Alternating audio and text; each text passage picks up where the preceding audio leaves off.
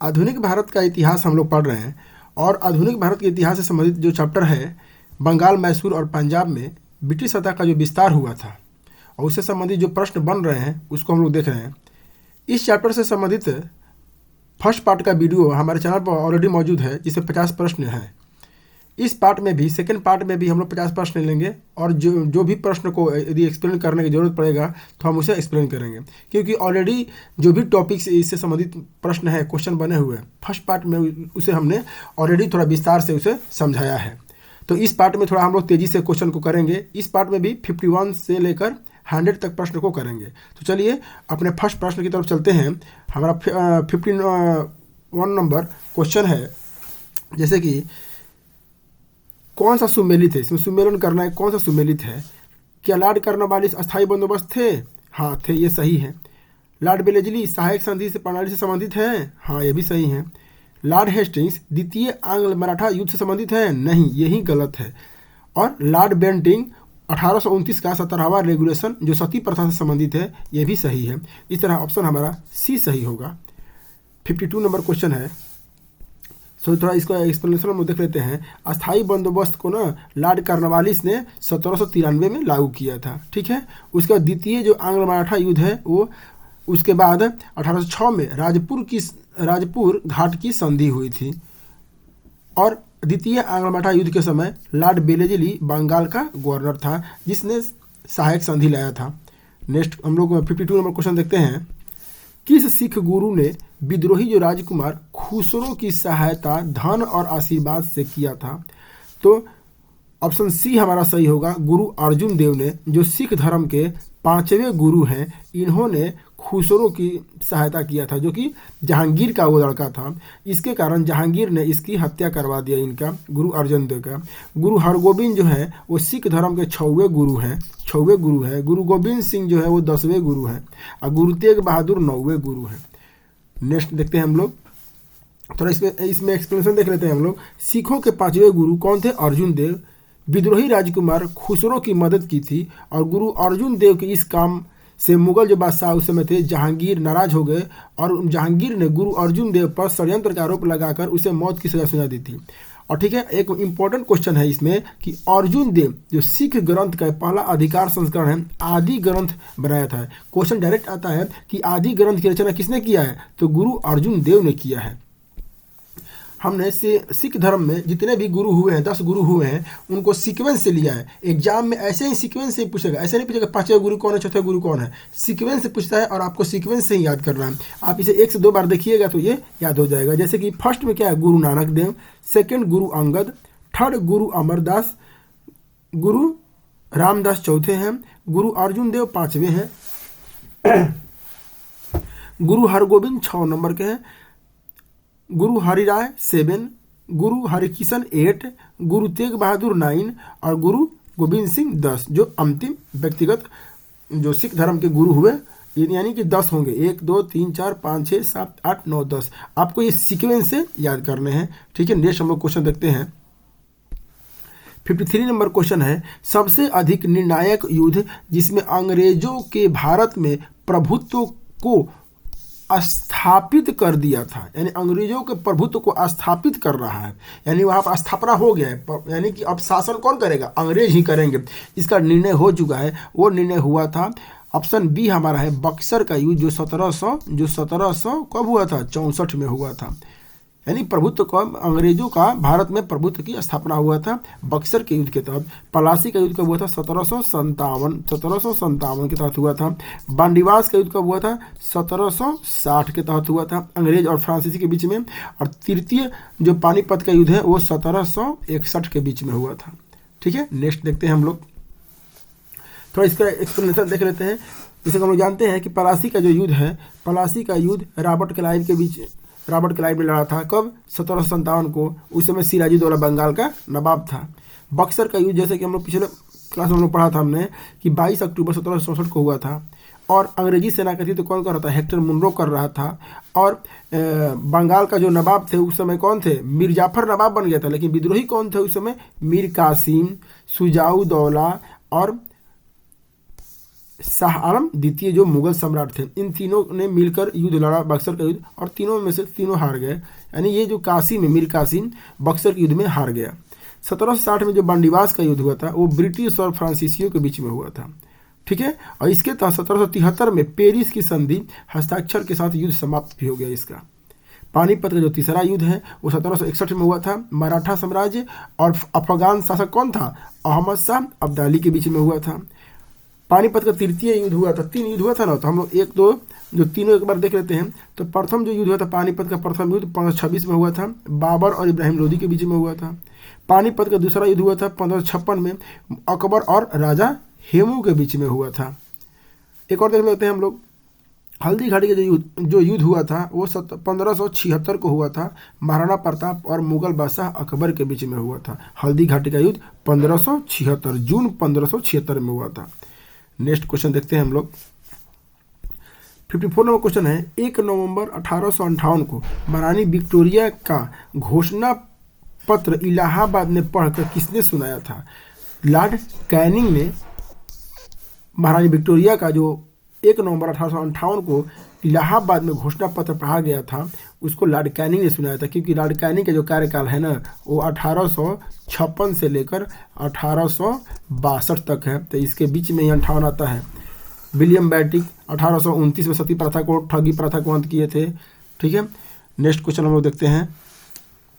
जैसे कि एक्सप्लेन इसमें किया है, 1858 के जो अधिनियम है ना, ईस्ट इंडिया कंपनी से जो शासन था, जो पहले ईस्ट इंडिया कंपनी शासन कर रही थी, इससे सारे अधिकार को छीनकर ब्रिटिश क्राउन के हाथ में दे दिया गया। और इसके तहत भारत के पहले जो राज्य सचिव कौन बने थे? स्टेनली बनाए गए थे। ठीक है, और भारत के पहले गवर्नर जनरल और वायसराय कौन बने? लॉर्ड कैनिंग बनाए गए थे, जिसका कार्यकाल, लॉर्ड कैनिंग का कार्यकाल 1856 से लेकर 1862 तक था। ठीक है, नेक्स्ट क्वेश्चन हम देखते हैं कि रणजीत सिंह किस मिशन से संबंधित है? तो रणजीत सिंह सुकरचकिया मिशन से संबंधित है, ऑप्शन ए हमारा सही है। नेक्स्ट क्वेश्चन देखते हैं, कथाकथित कुशासन के आधार पर किस गवर्नर जनरल ने मैसूर राज्य का प्रशासन को ले लिया था? लॉर्ड वेलेस्ली ने, लॉर्ड हेस्टिंग्स ने, लॉर्ड विलियम बेटिक ने या लॉर्ड हॉर्डिंग ने? तो हमारा सही उत्तर होगा लॉर्ड विलियम बेटिक ने मैसूर राज्य को कुशासन के आधार पर अंग्रेजी राज्य में इसको मिला लिया था। ऑप्शन सी सही है हमारा। लॉर्ड विलियम बेटिक ने मैसूर को कुशासन के आधार पर मिला लिया था, और अवध को कुशासन के आधार पर किसने मिलाया था? तो डलहौजी ने मिलाया था।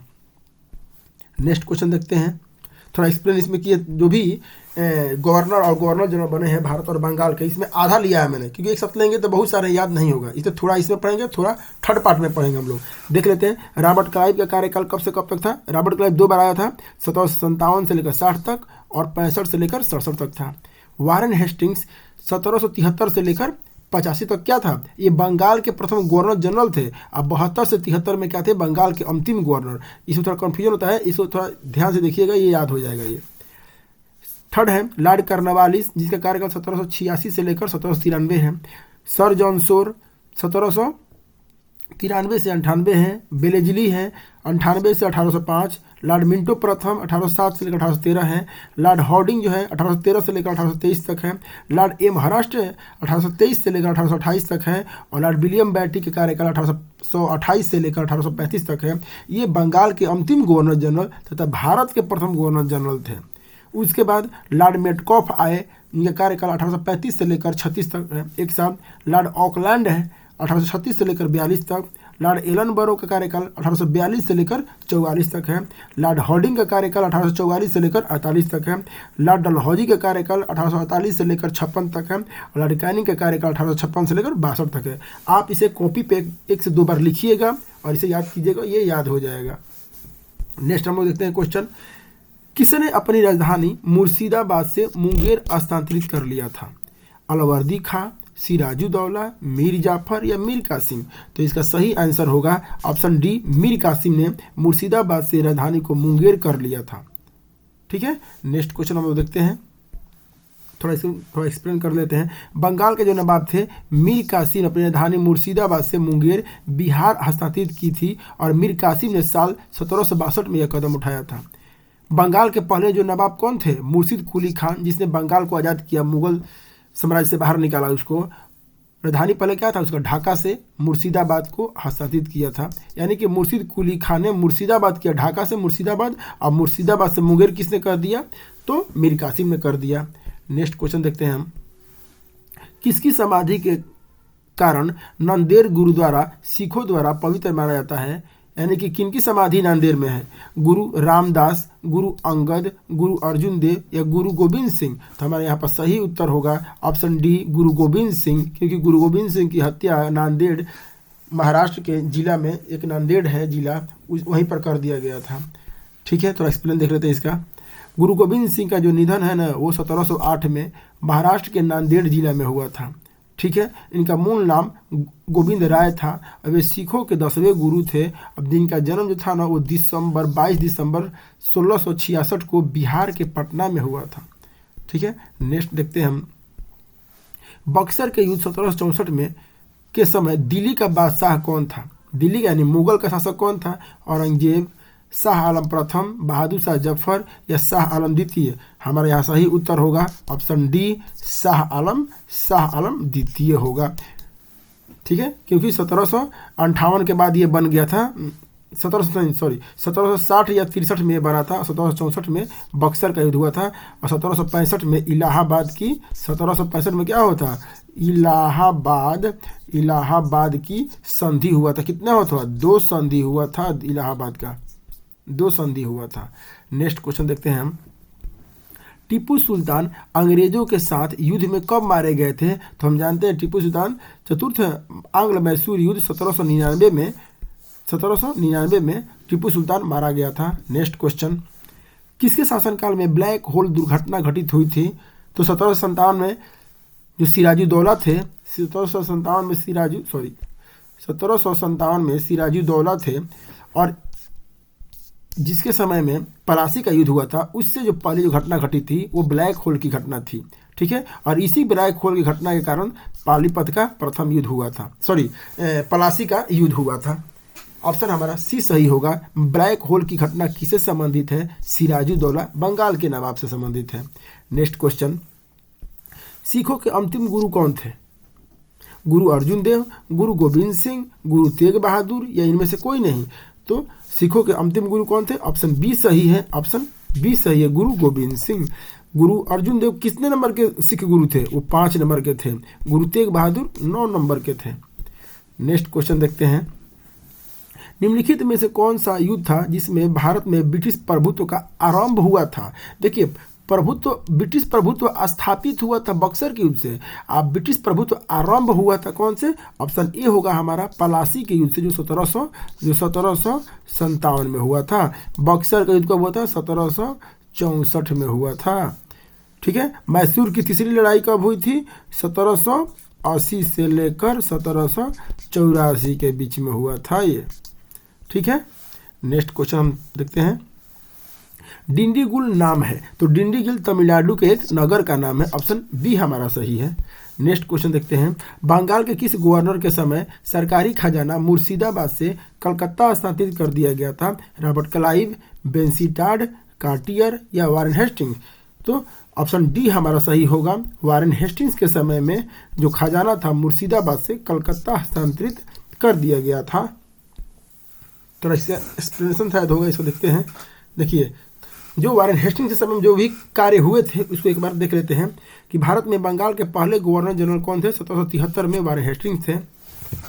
84 में कलकत्ता में विलियम जोन्स के सहायता के साथ बंगाल की एशियाटिक सोसाइटी की स्थापना किया था। यानी विलियम जोन्स की सहायता से एशियाटिक सोसाइटी या बंगाल की स्थापना किसने किया था, कलकत्ता 1784 में वारेन हेस्टिंग्स के समय में हुआ था, विलियम जोन्स ने किया था।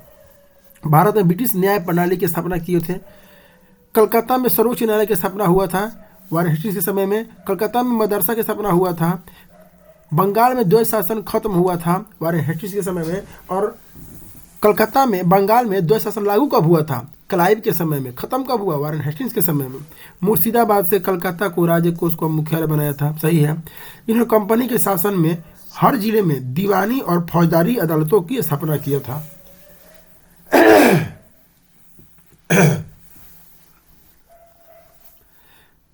उन्होंने प्रथम भारतीय कानून संहिता पेश किया था। ठीक है, इन्होंने प्रथम आंग्ल मराठा युद्ध और द्वितीय आंग्ल मैसूर युद्ध में भूमिका निभाई थी। प्रथम आंग्ल मराठा युद्ध कब हुआ था? ये 1775 से लेकर 1775 से लेकर 1782 तक हुआ था। और द्वितीय आंग्ल मैसूर युद्ध हुआ था, द्वितीय आंग्ल मैसूर युद्ध आपका हुआ था 80 से लेकर 1780 से लेकर 1784 के बीच में हुआ था। पिट्स इंडिया एक्ट के विरोध में इस्तीफा दे दिया था। पिट्स इंडिया एक्ट आया कब था? ये 1784 में आया था पिट्स इंडिया एक्ट। और लौटने पर, इंग्लैंड लौटने के बाद उन पर महाभियोग चलाया गया था। ठीक है, इसे एक बार देख लीजिएगा दोबारा से। और ये आपका मतलब थोड़ा सा ये इंपॉर्टेंट है इसका कार्यकाल, इसीलिए थोड़ा देखना जरूरी होता है। नेक्स्ट देखते हैं हम लोग।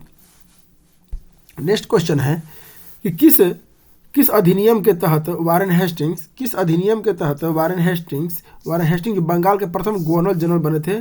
तो हमने अभी पढ़ा 1773 के रेगुलेटरी एक्ट के तहत बंगाल के गवर्नर जनरल बने। नेक्स्ट क्वेश्चन है किसके समय में कलकत्ता में प्रथम न्यायालय की स्थापना हो गई थी? तो वारेन हेस्टिंग्स के समय में कलकत्ता में न्यायालय की स्थापना हो गई थी। और इसके प्रथम इसके क्या बोलते हैं, जज कौन थे? प्रथम इसके जज कौन थे? वो कौन थे? एलिजाह इम्फे थे, एलिजाह इम्फे। नेक्स्ट क्वेश्चन देखते हैं। बंगाल के किस गवर्नर जनरल के काल में पिट्स इंडिया एक्ट पारित हुआ था?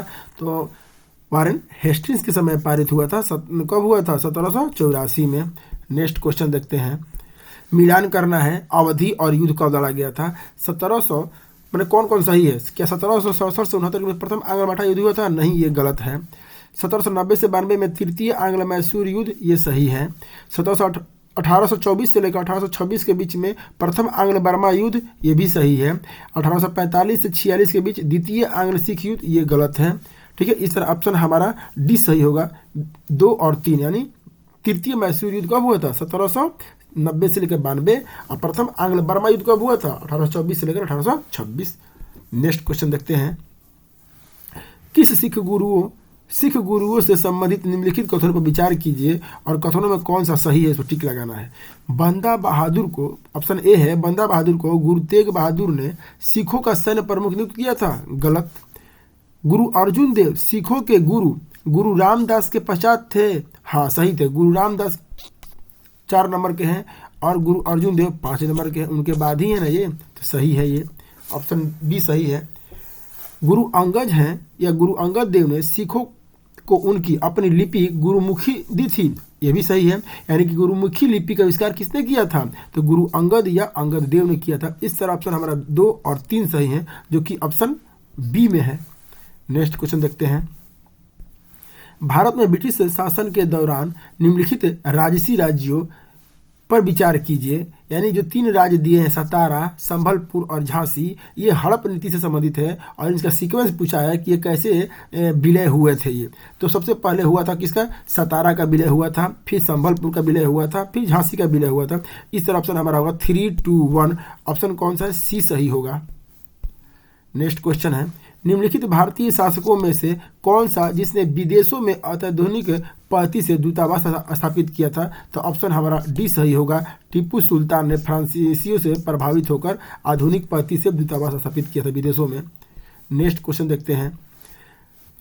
ब्रिटिश भारतीय राज्य क्षेत्र का अंतिम प्रमुख विस्तार कब हुआ था? डफरिन के समय में, डलहौजी के समय, लिटल के समय या कर्जन के समय? तो हम जानते हैं कि 1857 में जब सैनिक क्रांति हुई, उसके बाद 1858 में जो महारानी का जो घोषणा आया था, तो उसमें लिखा गया था कि अब अंग्रेजी राज्य का विस्तार नहीं किया जाएगा, जो पहले से हो गया वही रहेंगे। यानी कि अंतिम जो विस्तार हुआ था वो डलहौजी के समय में हड़प नीति के तहत हुआ था। इस तरह ऑप्शन हमारा बी सही होगा। डलहौजी के समय में ब्रिटिश भारतीय राज्य क्षेत्र का अंतिम प्रमुख विस्तार हुआ था। नेक्स्ट देखते हैं। मिलान करना है, जैसे कि 1775 में क्या हुआ था? तो 1775 में प्रथम आंग्ल मराठा युद्ध हुआ था। 1780 में क्या हुआ था? द्वितीय आंग्ल मैसूर युद्ध हुआ था। 1824 में क्या हुआ था? प्रथम आंग्ल बर्मा युद्ध हुआ था। और 1838 में क्या हुआ था? प्रथम आंग्ल अफगान युद्ध हुआ था। इस तरह हमारा 3, 4, 1, 2 ऑप्शन सी सही है। नेक्स्ट, ठगों के दमन में निम्नलिखित में से कौन से संबंधित है? तो ठगों के दमन से संबंधित कौन है? कर्नल सिलीमैन, जिसको किसने नियुक्त किया था? विलियम बैटिक ने नियुक्त किया था। नेक्स्ट क्वेश्चन, मिलान करना है। यानी कि एक तरफ दिया गया मुगल शासक, दूसरी तरफ है उसका उपाधि या उपनाम क्या है। बहादुर शाह जफर को हम लोग क्या कहते थे, साहिब खबर। फर्रुखसियर को घृणित कायर कहा गया है। मोहम्मद शाह को रंगीला कहा गया है और बहादुर शाह द्वितीय को जफर कहा गया है। इस तरह ऑप्शन हमारा ए सही होगा। 1 2 3 4 सही है। नेक्स्ट, 1707 में औरंगजेब की मृत्यु के बाद मुहम्मद मुअज्जम किस नाम से मुगल राज सिंहासन पर बैठा। मोहम्मद शाह, बहादुर शाह प्रथम, जहांदार शाह या शाह आलम द्वितीय। तो ऑप्शन हमारा बी सही होगा। ऑप्शन बी सही होगा, बहादुर शाह प्रथम। नेक्स्ट क्वेश्चन, बहादुर शाह प्रथम की मृत्यु के बाद जहांदार शाह मुगल शासन पर आसीन हुआ। वह किसकी सहायता से सम्राट बना। जुल्फिकार खां, हुसैन अली खां, अब्दुल्ला खां या इनमें से कोई नहीं। हमारा ऑप्शन ए सही है, जुल्फिकार खां की सहायता से जहांदार जो शाह है वो मुगल शासक बना। नेक्स्ट क्वेश्चन देखते हैं, फर्रुखसियर किसकी सहायता से मुगल शाह बना। तो सैयद बंधुओं की सहायता से बना है, जिसमें 2 भाई थे, वो दोनों का नाम क्या था, हुसैन अली खां और अब्दुल्ला खां। इन दोनों के सहयोग से ये फर्रुखसियर जो था ना वो मुगल बादशाह बना था। कौन, सैयद बंधु, हुसैन अली खां और अब्दुल्ला खां, ये दोनों थे। जुल्फिकार खां के सहायता से कौन बना था, जहांदार शाह बना था। नेक्स्ट क्वेश्चन देखते हैं, नृप निर्माता या किंग मेकर के रूप में किन्हें जाना जाता है। तो सैयद बंधुओं को जाना जाता है, मीर सैयद अली और अब्दुल्ला खां को जाना जाता है। नेक्स्ट क्वेश्चन देखते हैं, सैयद बंधुओं ने मराठों के सहयोग से किस मुगल सम्राट को सताच्युत कर हत्या करवा दिया था उसका। तो ऑप्शन ए जहांदार शाह की, option B Farrukhsiyar, option C Rafi ud Darajat, option D Rafi ud Daula. तो ऑप्शन हमारा यहाँ पर बी सही होगा। ऑप्शन बी सही होगा, फर्रुखसियर की हत्या करवा दिया था सैयद बंधुओं ने मराठों से सहयोग लेकर। नेक्स्ट क्वेश्चन देखते हैं, सैयद बंधु ने किस किस को बादशाह बनने का काम किया था। तो इनमें से चारों का किया था। फर्रुखसियर को भी राजा बनाए थे, फिर रफ़ी उद दर्जात बना था, रफ़ी उद दौला बना था या मोहम्मद शाह रंगीला बना था। इस तरह ऑप्शन हमारा सी सही होगा। नेक्स्ट क्वेश्चन है, सैयद बंधुओं का पतन किसके समय में हुआ था। फर्रुखसियर के समय में, रफ़ी उद दर्जात, मोहम्मद शाह रंगीला या शाह आलम द्वितीय के समय में। तो सही उत्तर होगा मोहम्मद शाह के समय में, जिसका उपनाम मोहम्मद शाह रंगीला भी है। नेक्स्ट क्वेश्चन देखते हैं, किस मुगल बादशाह का मूल नाम रोशन अख्तर है। मोहम्मद शाह रंगीला का नाम है, शाह आलम द्वितीय का नाम है या बहादुर शाह द्वितीय का नाम है। यानी रोशन अख्तर किसका मूल नाम है। तो ऑप्शन ए हमारा सही होगा। ऑप्शन ए सही होगा, मोहम्मद शाह रंगीला का मूल नाम क्या है, रोशन अख्तर है। नेक्स्ट क्वेश्चन देखते हैं, अवध, हैदराबाद, भरतपुर, रुहेलखंड और फर्रुखाबाद किस मुगल शासक के समय में स्वतंत्र हो गए थे, यानी मुगल साम्राज्य से बाहर निकल गए थे। तो फर्रुखसियर के समय, मोहम्मद शाह रंगीला के समय या अहमद शाह के समय या शाह आलम द्वितीय के समय। तो ऑप्शन हमारा यहाँ पर ऑप्शन बी सही होगा। ऑप्शन बी सही होगा, मोहम्मद शाह रंगीला के समय ये सभी जो राज्य हैं वो मुगल साम्राज्य से बाहर हो गए थे। नेक्स्ट क्वेश्चन देखते हैं, भारत पर आक्रमण करने वाले किस ईरानी शासक को ईरान का नेपोलियन कहा जाता है। तो मोहम्मद बिन कासिम को, तैमूर लंग को, नादिर शाह या अहमद शाह अब्दाली को कहा जाता है। तो ऑप्शन हमारा सी सही होगा, नादिर शाह को ईरान का नेपोलियन कहा जाता है, जिसने 1739 में भारत पर आक्रमण किया था, जिसे करनाल के युद्ध के नाम से जाना जाता है। करनाल के युद्ध के नाम से जाना जाता है। मोहम्मद बिन कासिम कौन था, जो 712 में सिंध पर आक्रमण किया था, जहाँ का राजा कौन था, दाहिर था। तैमूर लंग जो था वो किसके शासनकाल में आया था। तैमूर लंग जो था नसरुद्दीन महमूद जो था, जो कि तैमूर वंश का अंतिम शासक था, तुगलक वंश का अंतिम शासक था। कौन था, नसरुद्दीन महमूद, उसके शासनकाल में आया था। और अहमद शाह जो अब्दाली है, जो 1761 में जो पानीपत का तृतीय युद्ध हुआ था उसमें शामिल था। नेक्स्ट क्वेश्चन देखते हैं, अहमद शाह अब्दाली के प्रथम आक्रमण के समय मुगल सम्राट कौन था। मोहम्मद शाह रंगीला था अकबर द्वितीय था, आलमगीर द्वितीय था या शाह आलम द्वितीय था। तो ऑप्शन हमारा ए सही होगा। ऑप्शन ए सही होगा, मोहम्मद शाह रंगीला के समय में पहली बार अहमद शाह अब्दाली ने आक्रमण किया था, 1739 में। वहीं नेक्स्ट क्वेश्चन देखते हैं, अहमद शाह अब्दाली ने भारत पर कुल 7 बार आक्रमण किया था, जिसमें सर्वाधिक 3 बार आक्रमण किस मुगल शासक के समय में हुआ था? सबसे अधिक बार मैंने कुल 7 बार आक्रमण किया था अहमद शाह अब्दाली ने, लेकिन 3 बार किस शासक के समय में किया था? तो ऑप्शन है हमारा मोहम्मद शाह फर्स्ट के काल में, अहमद शाह आलमगीर द्वितीय या शाह आलम द्वितीय। तो सही जवाब होगा इसका शाह आलम द्वितीय के समय में सबसे अधिक बार अहमद शाह अब्दाली ने आक्रमण किया था। ठीक है, नेक्स्ट क्वेश्चन देखते हैं। किस मुगल शासक का वास्तविक नाम अली गौहर था? अली गौहर किसका नाम था? तो अली गौहर किसका नाम था? तो अली गौहर ऑप्शन डी सही है। शाह आलम द्वितीय का मूल नाम क्या था? अली गौहर, अली गौहर था। रोशन अख्तर किसका था? तो मोहम्मद शाह रंगीला का नाम था रोशन अख्तर। नेक्स्ट क्वेश्चन देखते हैं। कौन सा मुगल बादशाह विषम परिस्थितियों के कारण, विशेषतः मीर बख्शी नजीबुद्दौला के भय के कारण 12 वर्ष दिल्ली से दूर निर्वासित के रूप में जीवन बिताया और फिर मराठों की सहायता से दिल्ली की गद्दी पर पुनर्स्थापित हुआ था? कौन था वो? तो वो थे शाह आलम द्वितीय। ऑप्शन डी होगा, जिसने 12 वर्ष दिल्ली से बाहर रहा था। इसको मराठों ने दिल्ली की गद्दी पर दोबारा बैठाया। नेक्स्ट क्वेश्चन देखते हैं। कौन मुगल बादशाह एक बड़ा शायर भी था, जिसके द्वारा अपने आखिरी समय में कहा गया शेर विख्यात है? कितना है बदनसीब जफर के दफन के लिए 2 गज जमी भी न मिल कुएं यार में। तो हम लोग क्वेश्चन से पकड़ लेना है कि जफर जो नाम है, जफर, ये कौन था? ये बहादुर शाह जफर, बहादुर शाह द्वितीय का नाम ही जफर है। इस तरह ऑप्शन हमारा डी सही होगा, जो एक बड़ा शायर भी था। नेक्स्ट क्वेश्चन देखते हैं। अंग्रेजों का पेंशनर बनने वाला प्रथम मुगल बादशाह कौन था? अंग्रेजों का पेंशनर बनने वाला कौन था? इलाहाबाद की संधि के तहत शाह आलम द्वितीय जो था वो 1765 से ही अंग्रेजों का पेंशनर बन गया ये। ठीक है, इस तरह ऑप्शन हमारा ए सही होगा, यानी कि अंग्रेजों का पेंशनर बनने वाला प्रथम मुगल बादशाह कौन था? तो शाह आलम द्वितीय था। नेक्स्ट क्वेश्चन देखते हैं।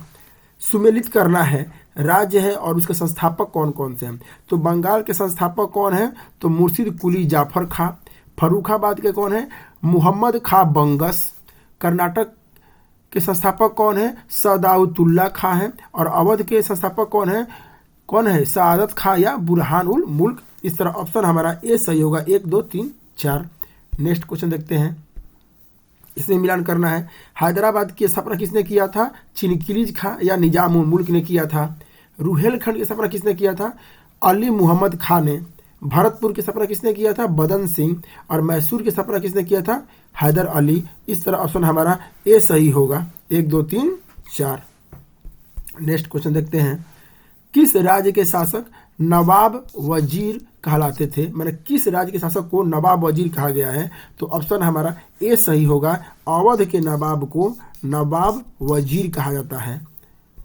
Next question. किसने ग्रामीण जाटों को एक सैनिक शक्ति के रूप में संगठित किया है? तो ऑप्शन हमारा यहाँ पर ऑप्शन सी सही होगा, ऑप्शन सी सही होगा। चूड़ामन जो था ना, वो ग्रामीण जाटों को एक सैनिक शक्ति के रूप में संगठित किया था। नेक्स्ट क्वेश्चन देखते हैं। निम्नलिखित में से किसे जाटों का अफलातून या जाटों का आदरणीय या विद्वान व्यक्ति भी कहा जाता है? तो ऑप्शन हमारा यहाँ पर सी सही होगा। सूरजमल को जाटों का अफलातून या जाटों का आदरणीय या विद्वान व्यक्ति कहा जाता है। मैं जाटों का अफलातून किसे कहा गया है? सूरजमल को कहा गया है। नेक्स्ट क्वेश्चन है। मुर्शिद कुली जाफर खां को बंगाल तथा उड़ीसा की सूबेदारी किस मुगल बादशाह से मिली थी? यानी हमने पहले ही पढ़ा था कि मोहम्मद शाह 1717 में ना, 1717 में जमींदारी मिलने की बात हो रहा है। यहाँ पर जमींदारी मिलने का बात हो रहा है। तो ये 1717 और 1719 ये फर्रुखसियर से संबंधित है।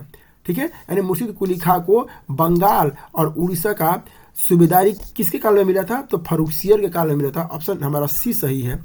Next question. किसने मुर्शिदाबाद की स्थापना की और उसे ढाका के स्थान पर बंगाल की राजधानी बनाया था? तो नाम से ही मालूम चल रहा है कि ऑप्शन हमारा ए सही होगा। मुर्शिद कुली खां ने ढाका के स्थान पर बंगाल की राजधानी मुर्शिदाबाद को बनाया है। नेक्स्ट एंड लास्ट क्वेश्चन हम लोग का है, 100 नंबर क्वेश्चन है। बंगाल के शासक मुर्शिद कुली जाफर खां एवं अंग्रेजी ईस्ट इंडिया कंपनी के बीच विवाद का सर्वप्रमुख कारण क्या था? तो मुगल बादशाह फर्रुखसियर द्वारा 1717 में जारी फरमान की मुर्शिद अली जाफर खां और ब्रिटिश कंपनी द्वारा अलग अलग व्याख्या किया गया था। ऑप्शन यही हमारा सही होगा, यानी ऑप्शन ए सही है। इसमें कन्फ्यूजन हो गया था दोनों के बीच में क्या हुआ था, कन्फ्यूजन हो गया था, यानी कि अंग्रेज कुछ और बोल रहे थे और मुर्शिद को लिखा कुछ और बोल रहा था। इस तरह ऑप्शन हमारा ए सही होगा।